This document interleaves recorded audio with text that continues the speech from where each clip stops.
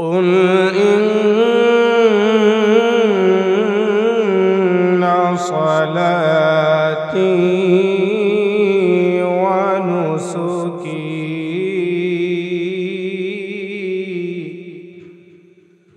ونسكي ومحياي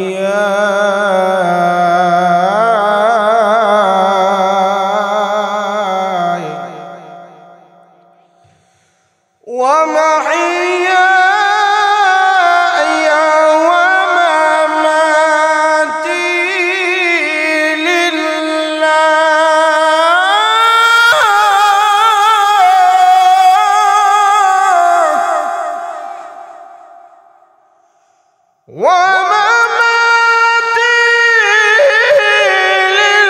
لله رب العالمين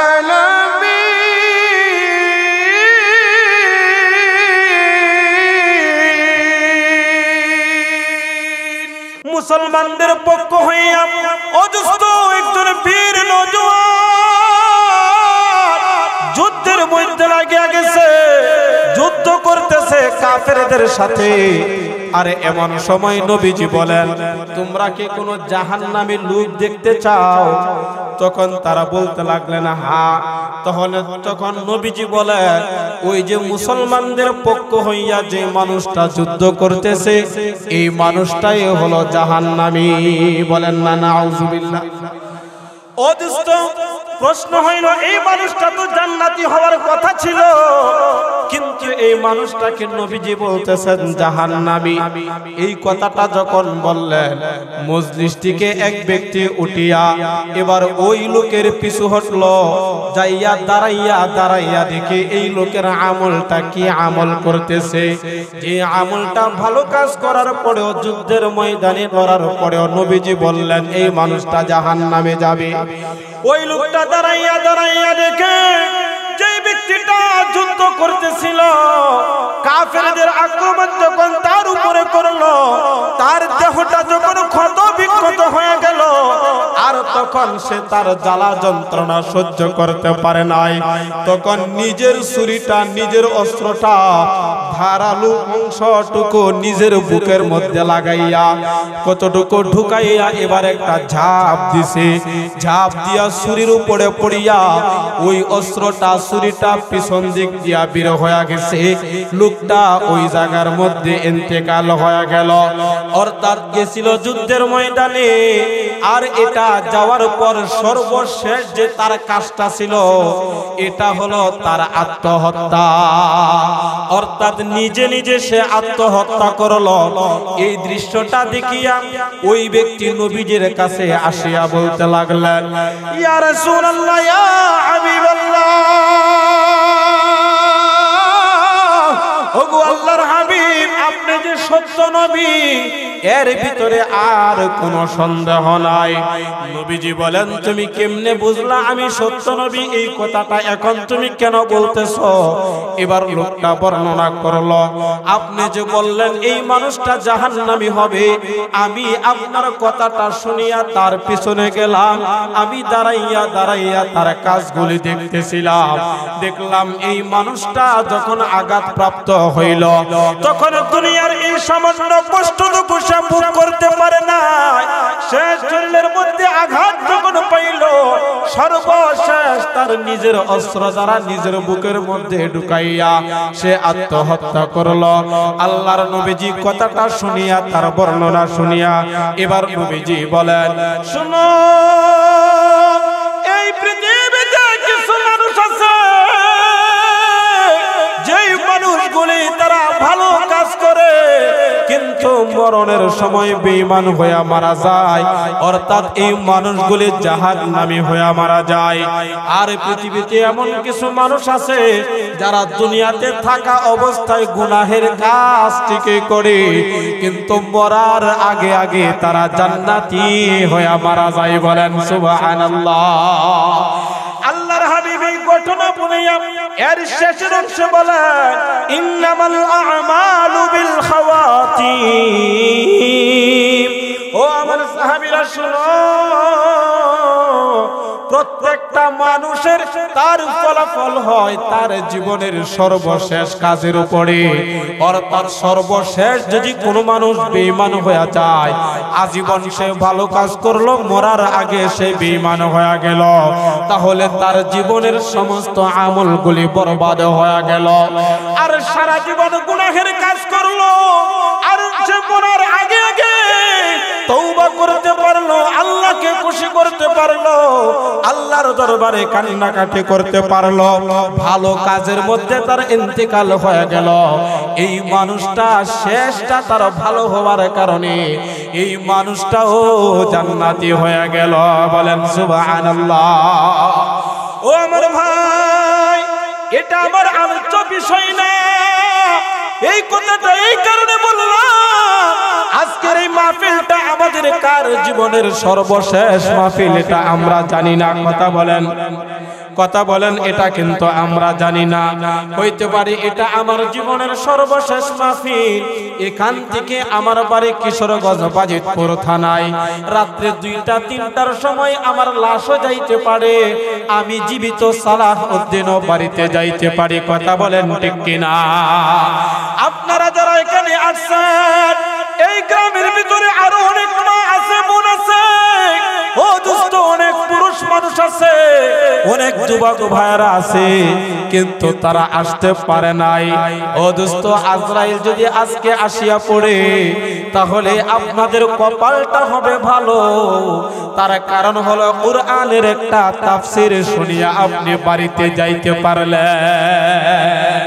আল্লাহ যে আপনাদেরকে এই একটা ক্ষমতা দিলেন, তৌফিক দিলেন, আপনারা যে আসতে পারলেন, এতে আপনারা খুশি না বেজার? কে কে খুশি আছেন ইনশাআল্লাহ? নারে তাকবীর! মানুষ তো আস্তে আস্তে আসবে ইনশাআল্লাহ। কথা কয় না ইনশাআল্লাহ। আর আলোচনার আমার ধর্মই এটা, রাত্র যত গভীর হয়, একজন উইটা গেলে 3জন 4জন আরো আয়েশা পড়ে। কন্যা সুবহানাল্লাহ। আমার ভাই, আমি কুরআনুল কারীমের সূরাতুল কাউসার থেকে তেলাওয়াত করেছি, সূরা আনআম থেকে তেলাওয়াত করেছি। এই যে সূরাটা তেলাওয়াত করলাম, এটা হলো কুরআনুল কারীমের সিরিয়াল অনুসারে 108 নাম্বার সূরা। বলেন কত নাম্বার? একটু যুবক ভাইরা আওয়াজ দিবেন ইনশাআল্লাহ। যতক্ষণ বসবেন ততক্ষণ আমলনামার ভিতরে শুধু সওয়াব আর সওয়াব নেকি ঢুকতে থাকবে। বলেন সুবহানাল্লাহ। বলবেন হুজুর দলিল কি? স্বয়ং আল্লাহ রাব্বুল আলামিন বলেন, ওয়া ইযা তুলিয়াত আলাইহিম আয়াতুহু যাদাতহুম ঈমানা।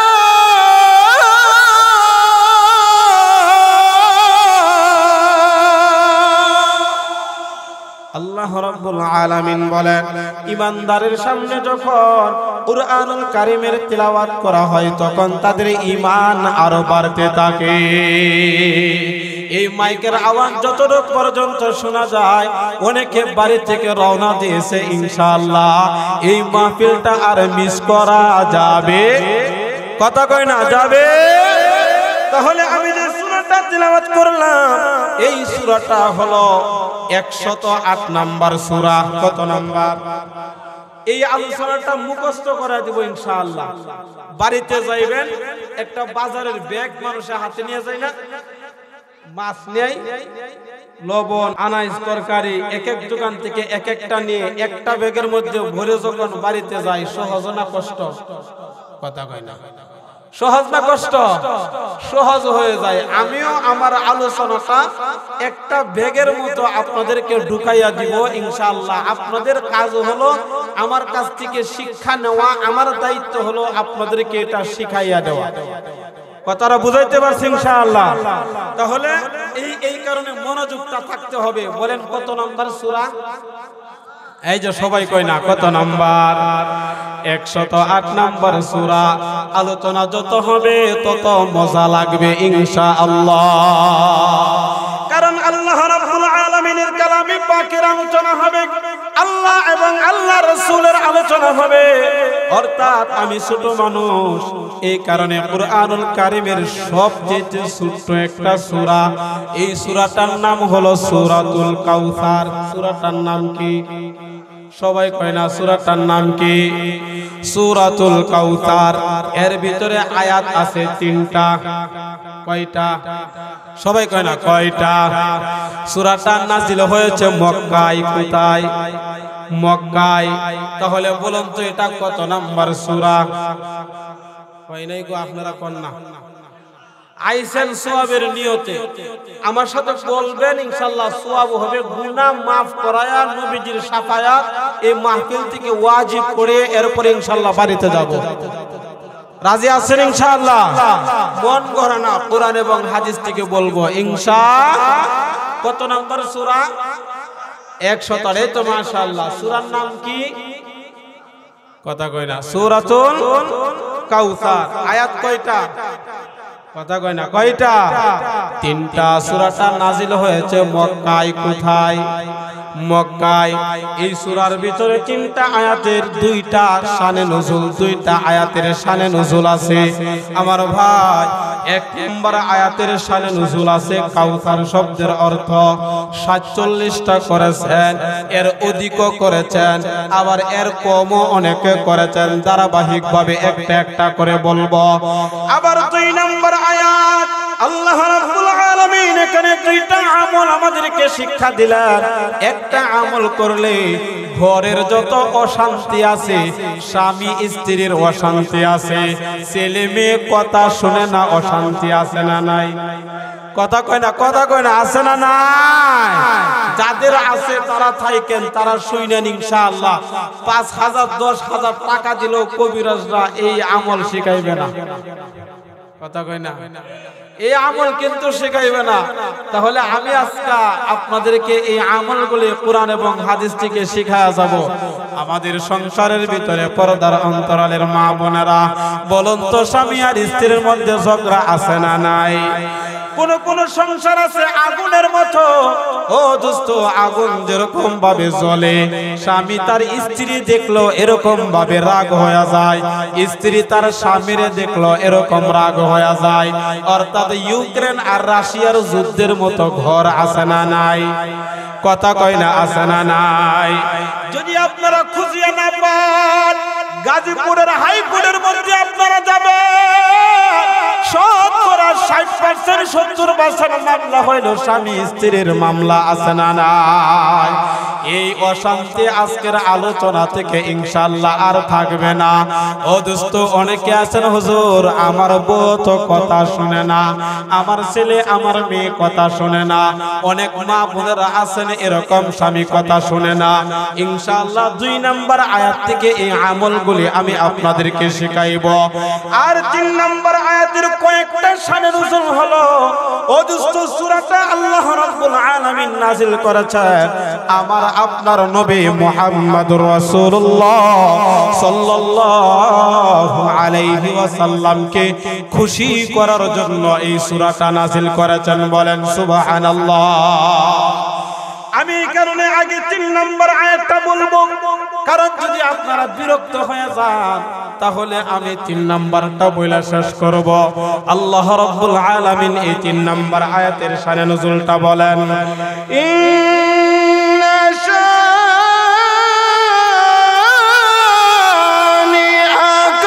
হুয়াল আবতার।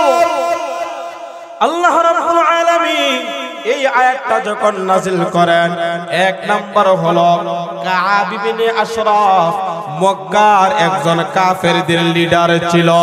তাফসিরে ইবনে কাসির থেকে বলতেছি, ওই কাআব ইবনে আশরাফ সে যখন বাহির থেকে সফর করিয়া মক্কা নগরীতে আসলো, ও দোস্ত, তখন মক্কার কাফেররা কাআব ইবনে আশরাফের কাছে যাইয়া অভিযোগ করলো, ও আমাদের নেতা, আপনি হইলেন আমাদের আরবের মধ্যে সবচেয়ে সম্মানিত মানুষ।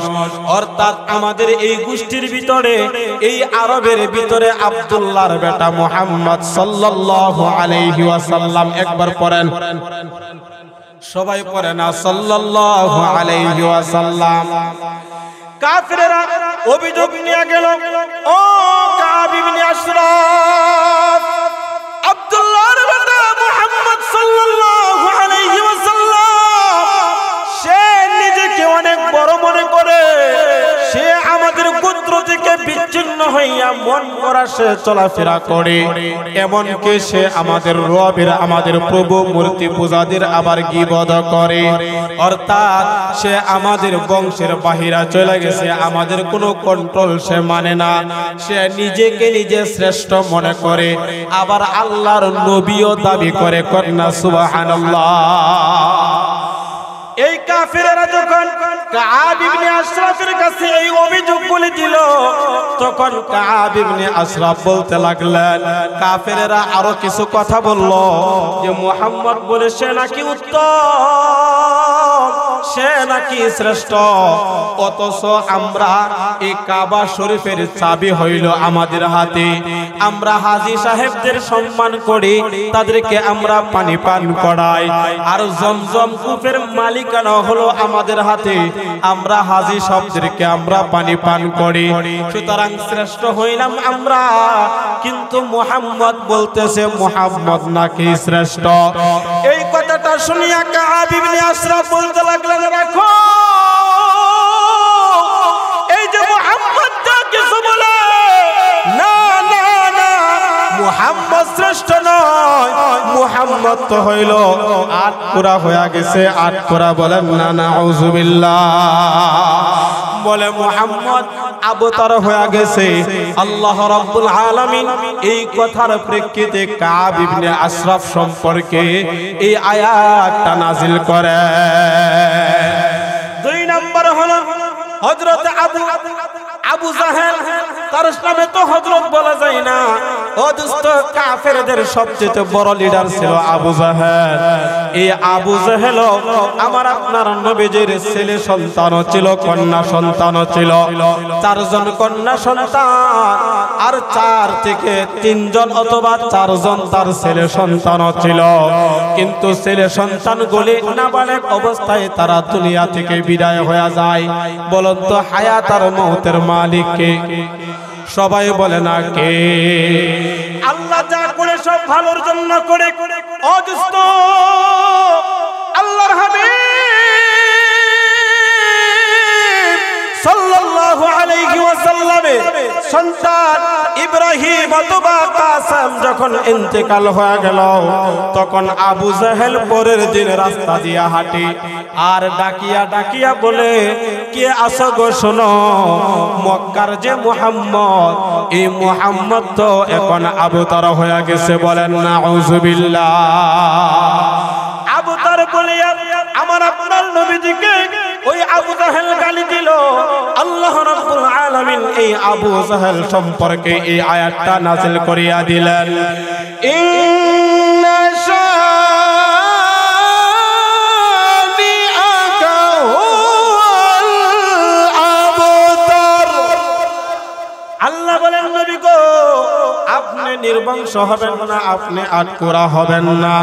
আর একটা শানে নজুল হলো আস ইবনে ওয়াইল সম্পর্কে নাযিল করেন। আস ইবনে ওয়াইল হলো মক্কার একজন বড় কাফের।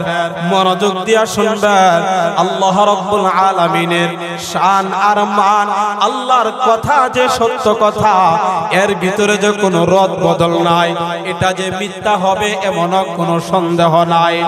আল্লাহর হাবিব মুহাম্মদুর রাসূলুল্লাহ সাল্লাল্লাহু আলাইহি ওয়াসাল্লাম ওনার সন্তান যখন ইন্তেকাল হয়ে যায়, তখন আস ইবনে ওয়াইল আল্লাহর নবী মুহাম্মদুর রাসূলুল্লাহ সাল্লাল্লাহু আলাইহি ওয়াসাল্লাম পরদিন সকালবেলা কাবার প্রান্তরে হেলান দিয়া কাবার সাথে বসে আছে। আস ইবনে ওয়াইল নবীজির কাছে গেল। আবু জাহেল দূর থেকে তাকাইয়া দেখলো আস ইবনে ওয়াইল নবীজির সাথে কথা বলতেছে। এটা দেখার পর আবু জাহেল ডাক দিয়া কয়, ও আস ইবনে ওয়াইল, তুমি এতক্ষণ কার সাথে কথা বললা? এই কথাটা যখন আবু জাহেল জিজ্ঞাসা করলো, তখন আস ইবনে ওয়াইল ডাক দিয়া কয়, বন্ধু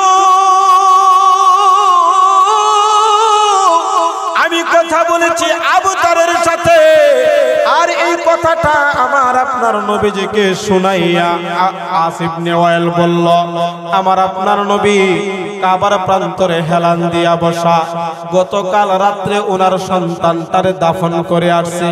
ও দোস্ত, সন্তান যদি কারো মারা যায়, যাদের দুনিয়া থেকে বিদায় হয়েছে, একমাত্র তারাই বুঝতে পারে সন্তানের মায়া আর দয়া কত। মা বোনেরা, সন্তান যদি মারা যায় অথবা সন্তানের যদি কোনো কঠিন অসুখ বিসুখ হয়ে যায়, তখন মা বোনেরা কান্দিয়া কান্দিয়া কয়, আয় আল্লাহ, আমার সন্তানটারে আপনি দেখলেন, আপনি আমার সন্তানটারে কেন নিয়ে গেলেন? আপনি যদি আমার নিয়ে যাইতেন তাহলে কোনো কষ্ট ছিল না, আপনি আমার সন্তানটারে কেন নিয়ে গেলেন? এরকম কথা বলে কি বলে না?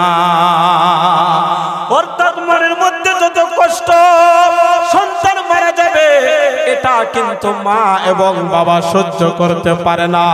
আল্লাহ রাসূল একজন পয়গম্বর হওয়ার পরেও ওনার সন্তানটারে গতকাল রাত্রি বেলা দাফন করিয়া সকালবেলা কাবার প্রান্তরে হেলান দিয়া বসা, আর এমন সময় নবীজিকে কষ্ট দেওয়ার জন্য বলতেছে, আবতার হয়ে গেছে মুহাম্মদ, আবতার হয়ে গেছে, লেজ কাটা হয়ে গেছে। আবতার শব্দটা যখন বললেন, আমার আপনার নবীজি এমনিতেই মনটা হইল নরম, চোখের মধ্যে সন্তানের মায়া আর দয়ার জন্য শুকরিয়া দান ধৈর্যের জামিল অবলম্বন করতেছে। আর এমন সময় আসিয়া নবীজিকে নির্বংশ আটকুরা বলিয়া গালি দেয়, নবীজিকে নির্বংশ বলিয়া গালি দেয়, লেজ কাটা বলিয়া গালি দেয়। আল্লাহর নবীজির অন্তরের মধ্যে যখন কষ্টটা লাগিয়া গেল, অদস্ত এই কষ্ট শুধু দুনিয়াতে নয়, এই কষ্টটা আরশে আজিম পর্যন্ত আবতার শব্দটা পৌঁছে গেছে। বলেন না সুবহানাল্লাহ। আরশে আজিমের মালিক আল্লাহ জিবরাইলকে ডাক দিয়ে বলে, জিবরাইল, আর এখানে থাকিও না, আমার পক্ষ থেকে একখানা আয়াত নিয়া তোমার 600 ডানা মারিয়া আমার হাবিব কাবার প্রান্তরে বসিয়া বসিয়া দেখো উনি কাঁদিতেছে, আরো ওনারে কাঁদানোর জন্য, কষ্ট দেওয়ার জন্য মক্কার কাফিরেরা এমন তিরস্কারমূলক কথাগুলি বলতেছে। ও জিবরাইল, যাইয়া আমার পয়গম্বরকে এই আয়াতটা নাজিল করিয়া শুনাইয়া দাও, ইন্না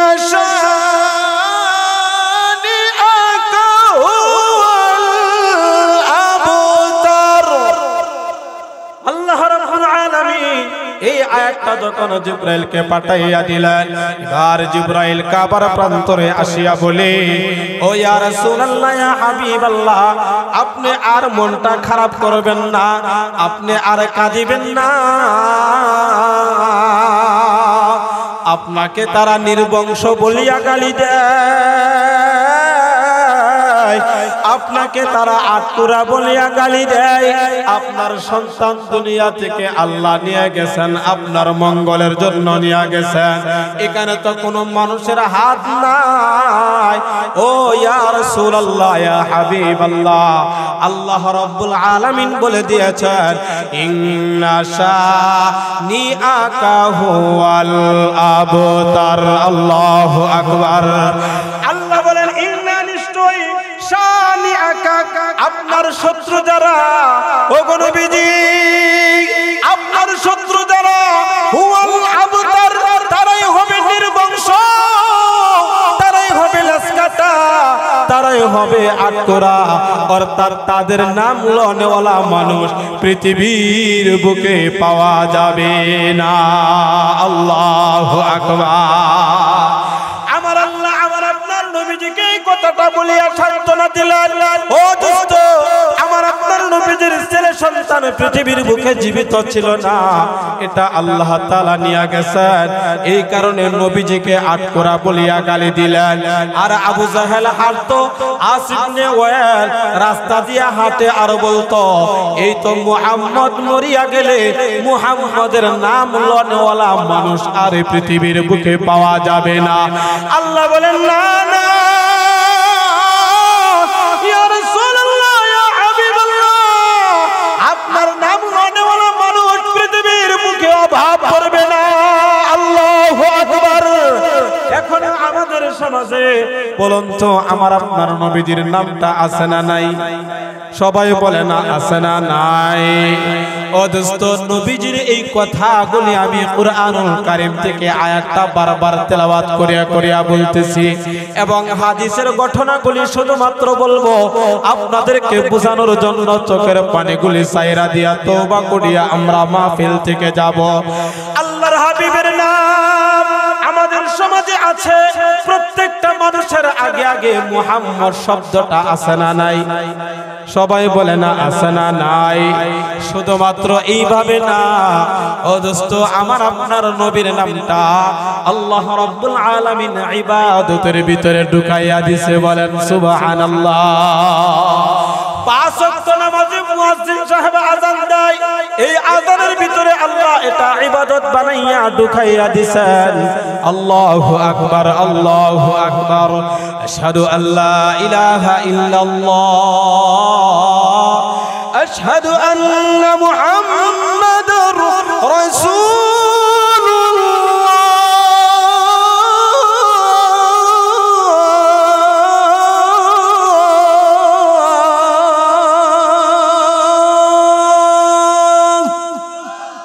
আছে না নাই? কথা বলে না আছে না নাই? ও দোস্ত, পাঁচ ওয়াক্ত নামাজের জন্য আগে আযান দেয়, এই আযানের ভিতরে যদি আমার আপনার নবীর নামটা না লওয়া হয় তাহলে এই আযানটা আল্লাহর দরবারে কবুল হবে। কথা বলেন কবুল হবে? এই যে শব্দগুলি মুহাম্মদ শব্দটা যতবার আমার জবানে আমি নেই, আপনারা যতবার জবানের ভিতরে নেন, প্রত্যেকটা হরফের বিনিময়ে 10টা করে নেকি হইতেছে। আল্লাহ বলেন, নবী আমার, আপনি মনটা কষ্ট নেবেন না, দিলের মধ্যে আপনি কষ্ট নেবেন না। আমি আল্লাহ আপনার নামটারে নামাজের ভিতরে ঢুকাইয়া দিলাম। বলেন না সুবহানাল্লাহ। আমরা যখন বসিয়া বসিয়া আত্তাহিয়াতু লিল্লাহি ওয়াস সালাওয়াতু ওয়াত তাইয়্যিবাত, আসসালামু আলাইকা আইয়ুহান নাবিয়্যু ওয়া রাহমাতুল্লাহি ওয়া বারাকাতুহু, আসসালামু আলাইনা ওয়া আলা ইবাদিল্লাহিস সালিহিন, আশহাদু আল্লা ইলাহা ইল্লাল্লাহ ওয়া আশহাদু আন্না মুহাম্মাদান আবদুহু ওয়া রাসূল। আছে না নাই? কথা কয় না আছে না নাই? ও আমার ভাই, আল্লাহ বলেন, নবী গো, আপনি দিলে কষ্ট নেবেন না, আপনি দিলে কষ্ট নেবেন না।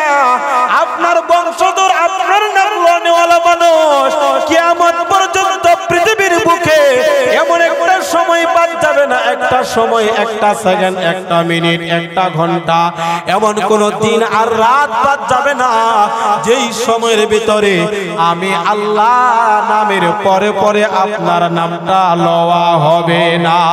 চিল্লা বলেন সুবহানাল্লাহ। হে রাসূল, তোমায় ভালোবাসি অন্তরে শুধুই মুখে না, জান্নাতের আশায় নয় হে রাসূল, জাহান্নাম কেউ ডরি না। তোমায় পাওয়ার আশা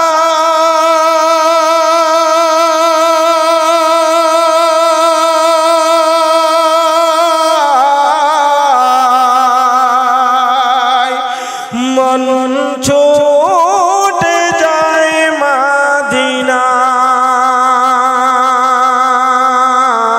মদিনায় তোমায় পাওয়ার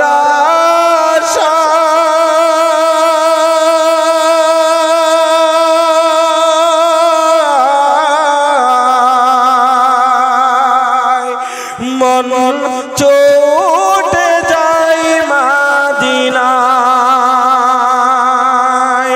এই আশিকে দিদার দাও না আর দূরে থাকিও না এই আশিকে দিদার দাও না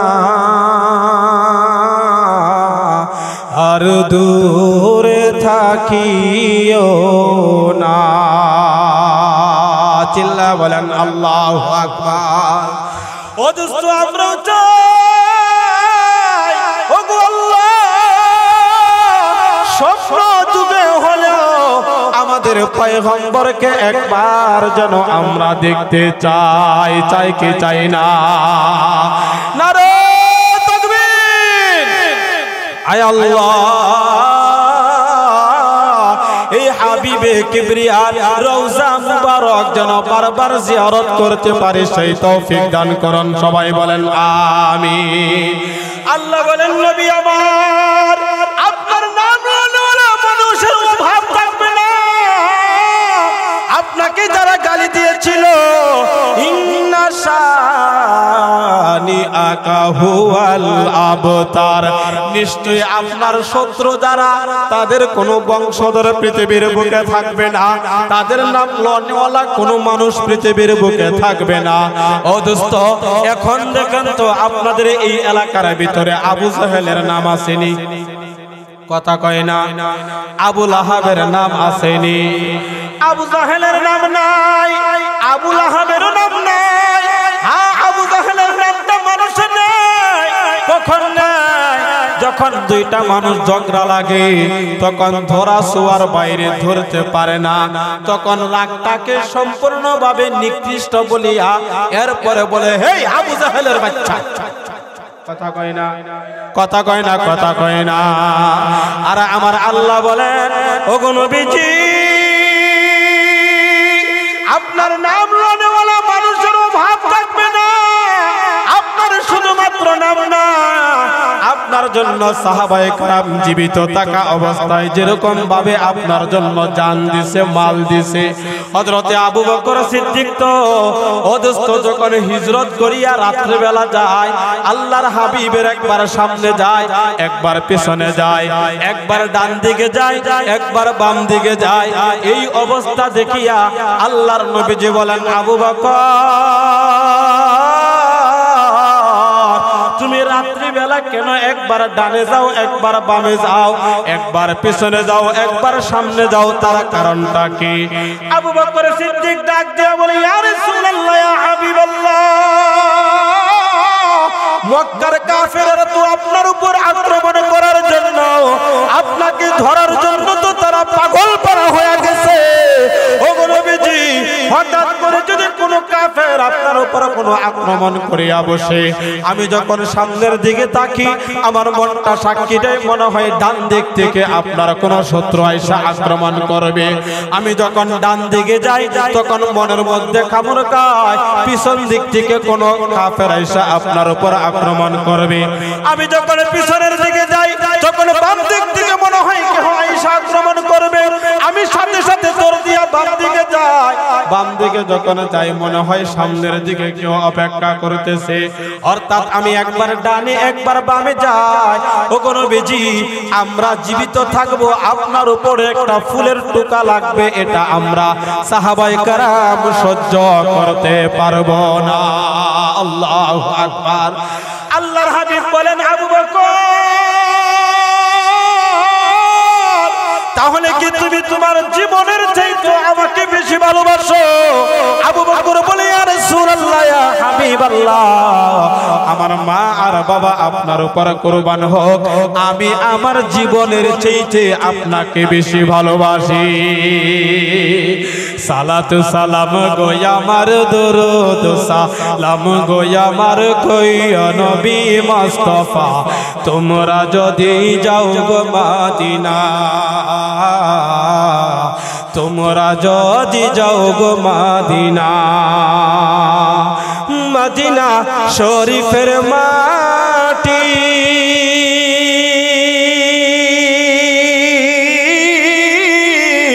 চোখে মুখে বুকে মাখিও,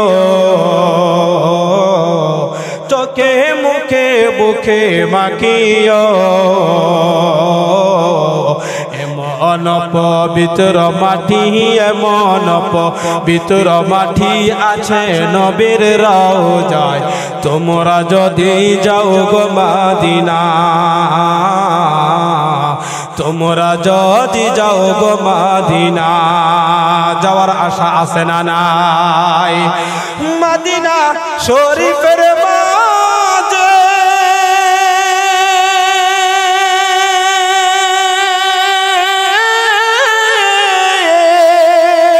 রিয়াজুল জান্নাত আছে, সে স্থানে পড়লে নামাজ, সে স্থানে পড়লে নামাজ পাপীর গুনাহ থাকে না। তোমরা যদি যাও গো মদিনা, তোমরা যদি যাও গো মদিনা, সালাতু সালাম গো আমার দরুদ সালাম গো আমার কইয়া নবী মুস্তাফা, তোমরা যদি যাও গো মদিনা। যাওয়ার আশা আছে না নাই? নারে তাকবীর! কষ্ট হইতেছে, কথা কয় না, কষ্ট হইতেছে। আল্লাহ বলেন ইন্না শানিআকাল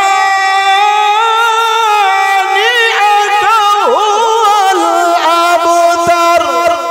আল্লাহ বলেন ওগো নবীজি, আপনার নাম লোনেওয়ালা মানুষ থাকবে না। শুধু এটা নয়, আপনি জীবিত থাকা অবস্থায় যেরকম ভাবে আপনার জন্য সাহাবায়ে কেরাম পাগল ছিল, আপনার ইন্তেকাল যখন হয়ে যাবে এরপরও আপনার জন্য আপনার সাহাবায়ে কেরাম পাগল থাকবে কিয়ামত পর্যন্ত। মুসলমানদের দিলের ভিতরে আল্লাহ এবং আল্লাহর রাসূলের ভালোবাসা সবচেয়ে বেশি থাকবে। কথা বলেন ঠিক কিনা?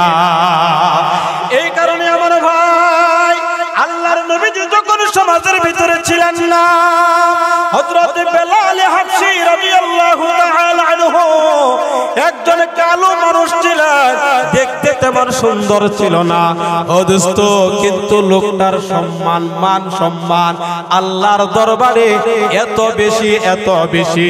নবীজি মেরাজের রজনীতে যখন জান্নাতের মধ্যে গেলেন, তখন যখন যায় তখন বলে, আমার আগে আগে আমি বেলালের পায়ের ধ্বনি শুনতে পাইলাম। আর একটু জোরে কর না সুবহানাল্লাহ।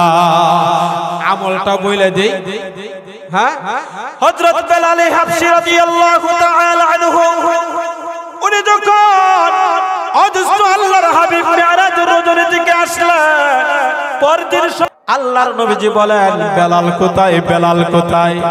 তখন বেলালকে ডাকা হলো। বেলাল হাবশী আসলেন, নবীজি বলতে লাগলেন, ও বেলাল, বলো তুমি এমন কি আমল করো যে আমলের কারণে আমি নবীজি যখন জান্নাতের ভিতরে গেলাম, আমার আগে আগে দুনিয়াতে যেরকম তুমি হাঁটো, তোমার পায়ের ধ্বনি আমি শুনতে পাই, ঠিক আমি জান্নাতের ভিতরেও বেলাল তোমার পায়ের আওয়াজ আমার আগে আগে শুনতে পাইলাম।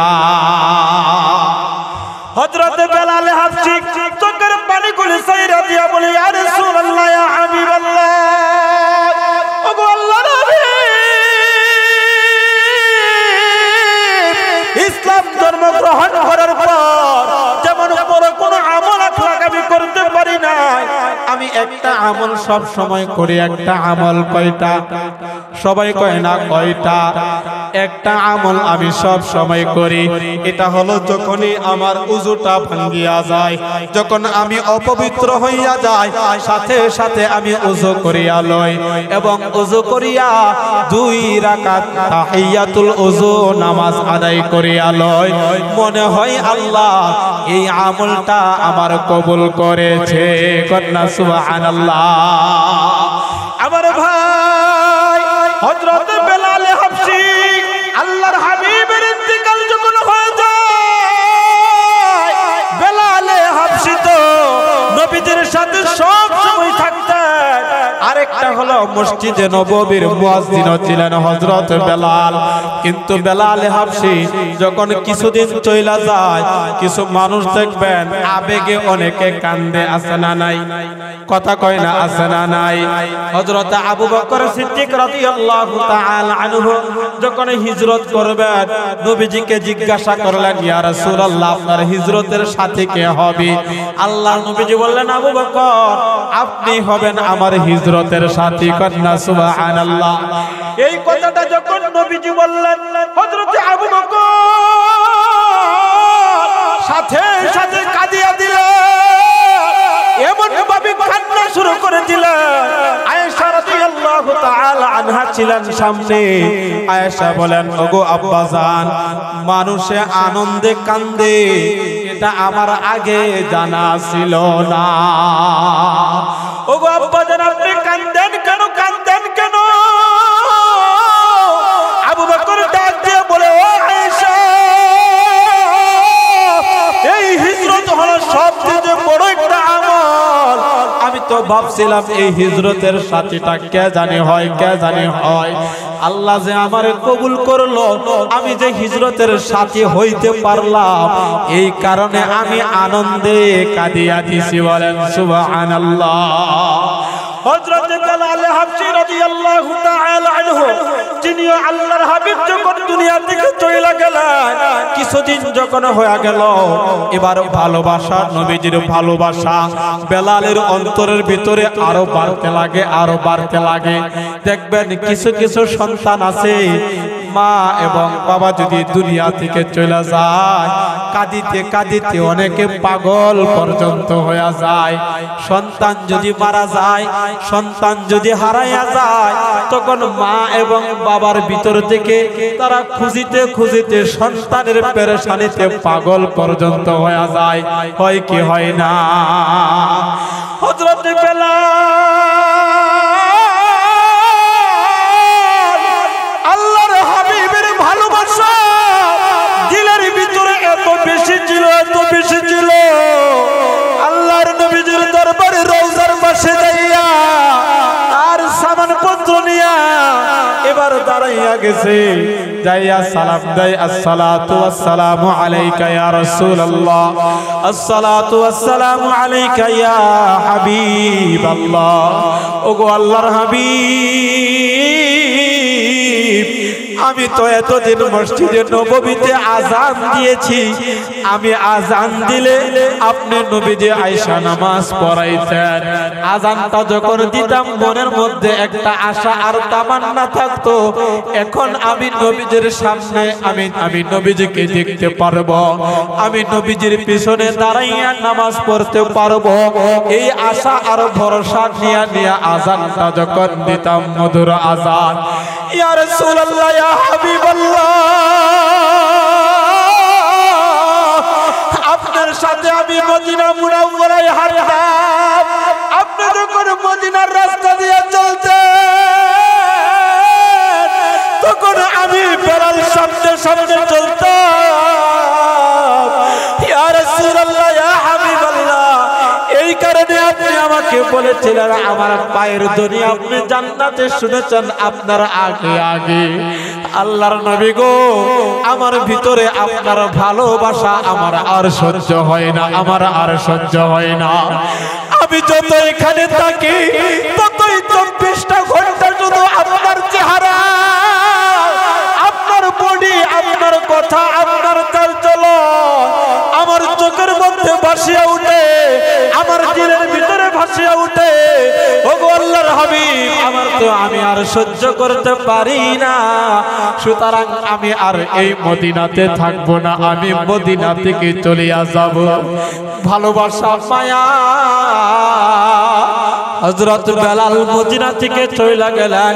দুইটা বর্ণনা পাওয়া যায়, একটা হলো 2 মাস আর একটা হলো 6 মাস যখন হয়ে যায়, তখন আল্লাহর হাবিব মুহাম্মদ সাল্লাল্লাহু আলাইহি ওয়াসাল্লাম হযরত বেলালকে রাত্রি বেলা স্বপ্ন দেখায়। বেলাল বলে, ইয়া বেলাল, পৃথিবীর কত মানুষ কত প্রান্ত থেকে আসে, আয়েশা আমার রওজার পাশে সালাম জানায়, সালাম দেয়। ও বেলাল, তুমি কেন আসো না, তুমি কেন সালাম দাও না? আল্লাহর হাবিব স্বপ্ন যুগে হযরত বেলাল এই কথাগুলি যখন বলতেছে, আর হযরত বেলাল স্বপ্নে থাইকা কথাগুলি শুনিয়া ঘুমটা ভাঙিয়া গেছে। হযরত বেলাল উঠিয়া ওযু করিয়া 2 রাকাত নামাজ আদায় করিয়া আর কান্না শুরু করে দিছে, ওগো নবীজি, আমি তো আসলাম আপনার ভালোবাসার মদিনাতে, আমার আর সহ্য হয় না, এই কারণে আমি মদিনা ছাইরা দিয়ে আমার জন্মভূমিতে আমি আইসা পড়লাম। হযরত বেলাল রাত্রি বেলা শেষ অংশে উঠিয়া এবার মদিনার দিকে দৌড়ায়, হাঁটে আর দৌড়ায় মরুভূমি দিয়া, আর মদিনার দিকে যায়, আর নবীজির চেহারা মুবারক বেলালের চোখের মধ্যে কল্পনার মধ্যে ভাসতেছে। আল্লাহর হাবিবের চেহারা সুরত কথাবার্তা বেলালের দিলের ভিতরে কল্পনার মধ্যে ভাসতেছে। আর বেলালের যত নবীজির কথা স্মরণ করে তত তার কান্না আরো বাড়াইয়া দেয়। এরে ভাবি কাঁদিতে কাঁদিতে মদিনা পর্যন্ত যাইয়া পৌঁছলাম। মদিনাতে মদিনার আশেপাশে ছোট্ট ছোট্ট নাবালক শিশু বাচ্চারা তারা খেলাধুলা করে।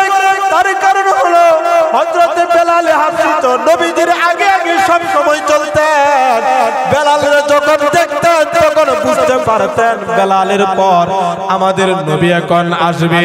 আর ছোট্ট ছোট্ট নাবালক বাচ্চাগুলিও আল্লাহর হাবিবের অপেক্ষায় থাকতেন, কারণ নবীজি রাস্তা দিয়া যাইতেন, শিশু বাচ্চা দেখলে তাদেরকে সালাম দিতেন, তাদেরকে নিয়ে চুমু খাইতেন, মাথার মধ্যে হাত বুলাইয়া দিতেন। যাদের মা বাবা নাই তাদেরকে কুলের মধ্যে নিয়ে মাথার মধ্যে হাত বুলাইয়া দিতেন, তাদের গালের মধ্যে কপালের মধ্যে আমার নবী এতিম সন্তানদের কপালের মধ্যে চুমু খাইতেন। অর্থাৎ নবীজিকে যখন তারা দেখতো তখন সমস্ত ফুলাফানগুলি দৌড়াইয়া নবীজির কাছে আসতো। কিন্তু দীর্ঘদিন যাবত 6 মাস হয়ে গেল নবীজিকে তারা দেখে না। হযরত বেলালকে যখন দীর্ঘদিন পর তারা দেখলো, বেলালকে দেখিয়া এই ছোট্ট ছোট্ট নাবালক বাচ্চাগুলি তারা তাদের যার যার বাড়ির দিকে চইলা যায়। বাড়িতে যাইয়া যাদের বাবা আছে বাবারে জড়াইয়া ধরিয়া কান্দিয়ার কয়, আব্বা মুহাম্মদ সাল্লাল্লাহু আলাইহি ওয়াসাল্লামকে কতদিন হইল দেখি না, এই লোকটা তো দেখতে অনেকদিন হইল আসে না। ওই মুহাম্মদ সাল্লাল্লাহু আলাইহি ওয়াসাল্লামের সামনে দিয়া যে লোকটা কালো লোকটা চলতো, এই লোকটারে আজকে দেখলাম সে মদিনার ভিতরে ঢুকতেছে। যেই সন্তানদের বাবা নাই এই নাবালক সন্তানগুলি বাড়িতে যাইয়া মারে ডাকে, কয় মা গো, ও মা, চলো চলো মদিনার মসজিদে যায়। মুহাম্মদ সাল্লাল্লাহু আলাইহি ওয়াসাল্লাম আজকে মনে হয় মদিনার মসজিদে আইছে। এই কথাগুলি সন্তানদের জবান থেকে শুনিয়া মা আর বাবা সাহাবীরা বাবারাও কাঁদে, মহিলারাও কাঁদে। অর্থাৎ নবীজির কথা স্মরণ হয়ে গেল, তারা সবাই কাঁদে। সন্তানদেরকে কি বলিয়া বুঝ দিবে? মা এবং বাবাগুলি সন্তানদেরকে নিয়া মদিনা দিকে তারা রওনা দিয়েছে। হযরত বেলাল হাবশী রাস্তা দিয়া যায়, রাস্তার দিকে তাকায় আর তার কান্না আরো বাড়িয়া যায়। হযরত বেলাল হাবশী গাছের দিকে তাকায় আর গাছের দিকে তাকাইয়া হযরত বেলাল আরো বেশি করিয়া কাঁদে। বেলাল কয়, আমি আগে যদি মুহাম্মদ সাল্লাল্লাহু আলাইহি ওয়াসাল্লামের সাথে যখন হাঁটতাম তখন এই গাছগুলিকে দেখতাম তারা নইয়া নইয়া আমার আপনার হাবিবকে তারা সালাম জানাইতো, সালাম জানাইতো। ওই মদিনার পশু পাখি পর্যন্ত আল্লাহর হাবিবকে দেখা সালাম জানাইতো। আর আজকে আমি বেলাল হাঁটি গাছগুলি সুজা দাঁড়াইয়া রয়েছে, আজকে আমাকে তারা সালাম জানাই না। এখন তো নবীজি নাই, নবীজির কথা স্মরণ করিয়া বেলাল কান্দে। আর বেলাল যে মদিনার ভিতরে ঢুকে যত সাহাবাই কেরাম দেখতেছে সবাই বেলালরে দেখা অনেকদিন পর বেলালরে দেখছে। নবীজির মসজিদের মুয়াজ্জিন অর্থাৎ ইমাম সাহেব নাই, মুয়াজ্জিনকেও অনেকদিন পর দেখিয়া সাহাবাই কেরাম বেলালের প্রতি দৃষ্টিপাত করিয়া তখন নবীজির কথা স্মরণ হয়ে যায়। তখন সাহাবাই কেরাম নবীজির পায়ে কান্নাকাটি শুরু করিয়া দেয়। হযরত বেলাল হাবশী মসজিদে নববীতে গেলেন, যাইয়া বসলেন। এবার একজন একজন করে সাহাবাই কেরাম কান্নাকাটি করিয়া তারা মসজিদে নববীতে আসে। মসজিদে নববীতে আইসা আযানের সময় যখন হয়ে যায় তখন সাহাবাই কেরাম আবদার জানায়, ও বেলাল, কতদিন হয়ে গেল আপনার আযানের ধ্বনি আমরা শুনি না। আপনি যদি আজকে আযান দেন তাহলে নবীজির কথা আমাদের স্মরণ হয়ে যাবে, আমরা একটু বেশি করিয়া নবীজির ভালোবাসায় কাঁদিতে পারবো। বেলাল, যদি আজকে আপনি একটু আযান দিতেন, বলেন না সুবহানাল্লাহ। বেলাল ডাক দিয়া কই, আমি আজকে আযান দিলে আমার আযান আজকে কে শুনবে? আর সাহাবায়ে কেরাম বলে, যাও যাও, এখানে অসংখ্য সাহাবায়ে কেরাম আছে, আমরা সবাই মিলে আবদার জানাইলাম যদি একটু কষ্ট করে আপনি আযানটুকু দেন। উঠো বেলাল মিনারাতে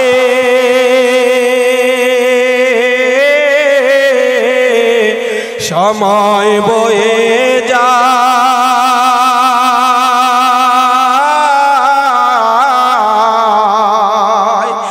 আযান দাও গো মধুর সুরে, শুনবার মনে চায়। বেলাল বলে, আযান দিলে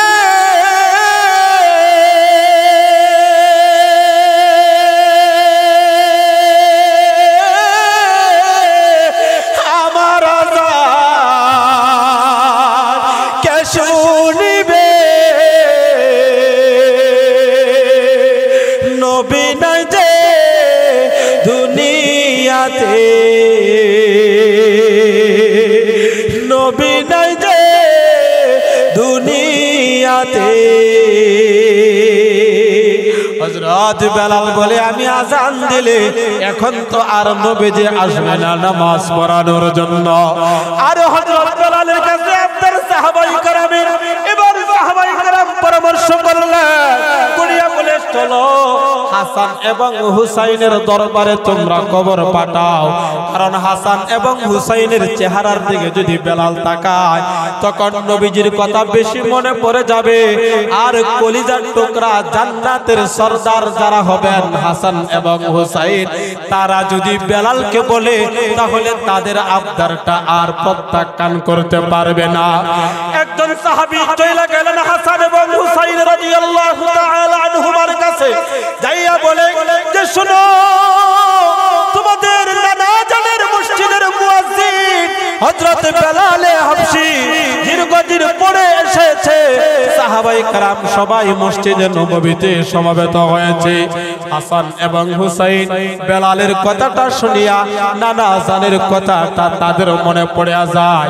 হাসান এবং হুসাইনও কান্না শুরু করে দিয়েছে, মনটা নরম হয়ে গেছে, নবীজির কথা স্মরণ হয়ে গেছে, মনটা নরম হয়ে গেছে। হাসান এবং হুসাইন ঘর থেকে রওনা দেয় আর কান্দে। আয়েশা দিকে মসজিদে নববীতে হযরত বেলাল কান্দে, সাহাবায়ে কেরামও কান্দে। হযরত বেলাল হাতটা বাড়াইয়া দিছে। হাসান এবং হুসাইন দুই ভাই হযরত বেলালের দুই পাশে গেলেন এবং দুই পাশকে দুই ভাইকে জড়াইয়া হযরত বেলাল মসজিদে নববীতে বৈশা বৈশা কান্দে, সাহাবায়ে কেরামও কান্দে। সর্বশেষ আবার নামাজের ওয়াক্ত শুরু হয়ে যায়। এবার আপনারা জানাই বেলাল যদি আজকে একটু আপনি আযান দিতেন তাহলে সাহাবায়ে কেরাম আপনার আযানটা শুনতো। তখন হযরত বেলাল তাদের আবদার রক্ষার্থে যাইয়া মসজিদের মিনারের মধ্যে দাঁড়াইয়া আল্লাহু আকবার, আল্লাহু আকবার, আশহাদু আল্লা ইলাহা ইল্লাল্লাহ, আশহাদু আন্না মুহাম্মাদার রাসূলুল্লাহ, এই শব্দটা যখন জবান দ্বারা বলে হযরত বেলাল বেহুশ হইয়া জ্ঞানহারা হইয়া জমিনের মধ্যে পড়িয়া যায়। এটা ছিল রাসূলের ভালোবাসা, এটা ছিল রাসূলের ভালোবাসা। সাহাবায়ে কেরাম আর মক্কার কাফেররা বলছিল, ওগো নবীজি আপনার ইন্তেকালের পর আপনার প্রেমিক থাকবে না, আপনার নাম লনেওয়ালা মানুষ পৃথিবীর বুকে থাকবে না। আল্লাহ বলছিলেন ইন্না শানিআকাহু আল আবতার, নবী গো আপনি মনে কষ্ট নেবেন না, নিশ্চয়ই আপনার শত্রু যারা তাদের কোনো বংশ থাকবে না, তাদের কোনো অনুসারী থাকবে না, তাদের নাম লনেওয়ালা মানুষ পৃথিবীর বুকে থাকবে না, আর আপনার নাম লনেওয়ালা মানুষের অভাব পড়বে না। এই আয়াতের সাথে বলুন তো মিল আছে না নাই? কথা কয় না আছে না নাই? এই মিল আছে। আপনারা এখানে যারা আছেন অধিকাংশই বোঝা যায় এত পয়সাওয়ালা না, সাধারণ মানুষ, মক্কা মদিনা যাইতে পারি না, কিন্তু মনের মধ্যে একটা আবেগ হইল, আল্লাহ মরার আগে একবার হইল মক্কা আর মদিনা জিয়ারত করাইও। আছে না নাই? কথা বলে না আছে না নাই? আমার ভাই আপনাদের বিরক্ত হইতেছে, কষ্ট হইতেছে? হ্যাঁ, আমার আলোচনার ধরনটাই এরকম, একটার পরে একটা আলোচনা। আর সবচেয়ে বড় সমস্যা আমার বুকের মধ্যে ব্যথা লাগতেছে, এই সিজনে লাগে না, এই মাইকটার কারণে। আসলে আমরা বলি না, এসব কথা বলি না, কারণ বললে কোনো লাভ নাই। এজন্য বলি একটু মাইকটা যদি ভালো আনেন, স্টেজের মধ্যে যদি আওয়াজটুকু থাকে, কথাটা যদি না খেয়ে ফেলে, তখন আমাদের কথা বলতে সহজ হয়, কোরআন শরীফের তেলাওয়াত করতে সহজ, আরেকটু বেশি সহজ হয়। 4-5 বার আমি আগেও রিকোয়েস্ট করছি, বয়ানে বৈশাখ বলছি একটু রিভাব দেওয়ার জন্য, কিন্তু করার কিছু নাই, কারণ বেশি বললে আবার একটু রাগ হয়ে যায় অনেকে। এই জন্য কোরআন শরীফের তেলাওয়াতটা আমি বেশি করতে পারি না, আমার স্বভাব হইলো তেলাওয়াত বেশি করা, তেলাওয়াত বেশি বেশি করা এবং এর সাথে আলোচনাগুলি করা। আর এই কারণে আজকে তেলাওয়াতটা কম করলাম। যাই হোক, 3 নম্বর আয়াতের শানে নুজুলটা আমি বললাম, এর সার নির্যাস হলো আমার আপনার নবী মুহাম্মদুর রাসূলুল্লাহ সাল্লাল্লাহু আলাইহি ওয়াসাল্লামের ভালোবাসা অন্তরে যদি থাকে, দিলে যদি থাকে, এটার বহির প্রকাশ আমাদের শারীরিকভাবে করতে হবে, বাহ্যিকভাবে এটা আমাদের প্রকাশ করতে হবে রাসূলের আদর্শ মানিয়া। রাজি আছেন ইনশাআল্লাহ? কথা বলেন, রাজি আছেন ইনশাআল্লাহ? আমি বলছিলাম একটা আমলের কথা, তাবিজের কথা, মনে আছে নি? কথা কয় না, মনে আছে নি? তাবিজটা হইল আয়েশা রাদিয়াল্লাহু তাআলা আনহা থেকে এই হাদিসটা বর্ণিত, ফজরের নামাজের পর এবং মাগরিবের নামাজের পর নামাজ শেষ করে বিসমিল্লাহ সহকারে কুল হুয়াল্লাহ সূরা একবার, কুল আউযু বিরাব্বিল ফালাক একবার, কুল আউযু বিরাব্বিন নাস একবার, 3টা সূরা পারেন তো? হ্যাঁ, বিসমিল্লাহ সহকারে তিনটা সূরা একবার করে পড়বেন। যেমন বিসমিল্লাহির রহমানির রহিম, কুল হুয়াল্লাহু আহাদ, এই সূরাটা পড়ে আবার দ্বিতীয় বিসমিল্লাহির রহমানির রহিম, কুল আউযু বিরাব্বিল ফালাক, আবার এই সূরাটা শেষ করে আবার বিসমিল্লাহ বলে কুল আউযু বিরাব্বিন নাস। এই তিনটা সূরা তেলাওয়াত করে হাতটা এরকম ভাবে নেবেন, বুলে ফেলবেন হাতটা এইভাবে। এবার একবার পড়ার পর তিনটা সূরা হাতের মধ্যে ফু দিবেন। আপনারা এটা মহিলাদেরকে দেখায় দিবেন। হাতটা মোনাজাতের মতো মা বোনেরা যারা আছেন, ও আচ্ছা আচ্ছা ঠিক আছে, প্রজেক্টর আছে, হাতটা এরকম মোনাজাতের মতো সামনে নিয়া এই তিনটা সূরা পড়ে হাতের মধ্যে ফু দিবেন। দিয়া এবার চেহারার মধ্যে হাতটা এরকম মাসাজ করে, মাথা এই শরীরটা একদম পা পর্যন্ত। কয়বার হইল? কথা কয় না, কয়বার? একবার। আবার বিসমিল্লাহ সহকারে কুল হুয়াল্লাহু, কুল আউযু বিরাব্বিল ফালাক এবং কুল আউযু বিরাব্বিন নাস আবার দ্বিতীয়বার পড়ে দ্বিতীয়বার আবার হাতের মধ্যে ফু দিবেন। দিয়ে আবার চেহারা মাথা থেকে নিয়ে পা পর্যন্ত হাতটা বুলায় দিবেন। কয়বার হইল? দুইবার। আবার বিসমিল্লাহ সহকারে কুল হুয়াল্লাহু, কুল আউযু বিরাব্বিল ফালাক এবং নাস এটা পড়ে হাতের মধ্যে ফু দিয়া চেহারা এবং মাথা এরকম ভাবে পা পর্যন্ত বুলায় দিবেন। কয়বার? তিনবার। এরকম ভাবে যদি তিনবার কেহ তার দেহের মধ্যে ফজরের নামাজের পর আর মাগরিবের নামাজের পর যদি কেহ হাতটা বুলায় দেয়, তাহলে ফজরের নামাজের পর এই আমলটা করলে মাগরিব পর্যন্ত এই সারা দিনে কোন মানুষের যদি আপনার উপর জাদু টুনা জিন ভূত আরো যত কিছু আছে আপনার ক্ষতি করতে চাই, সে ক্ষতি করতে পারবে না। সুবহানাল্লাহ কইতেন না? মাগরিবের সময় আমলটা করলে ফজর পর্যন্ত এই রাত্রি বেলা আর আপনাদের, কারণ অধিকাংশ সময় রাত্রি বেলা এই তাবিজ অবস্থগুলি রাত্রি বেলা করে বেশি, সেই জন্য সব সময় ওযু করিয়া ঘুমানোর চেষ্টা করবেন, ওযু নিয়া। আর এই আমলটা করবেন মাগরিবের নামাজের পর। রাজি আছেন ইনশাআল্লাহ? তাহলে যদি কেউ করে আপনার এই সময়ের ভিতরে আপনার দেহের মধ্যে এটা লাগবে, কবিরাজরে দিবে 10,000। দেখবেন দ্বিতীয়বার যায় কই তাবিজটা একটা করছিলাম, সে তো পাগল হইল না। আবার যাইবে, সে তো পাগল হইল না। আবার যাইবে, সে তো পাগল হইল। কারণ বাঁচানোর মালিক কে? কথা বলেন, বাঁচানোর মালিক কে? আল্লাহ।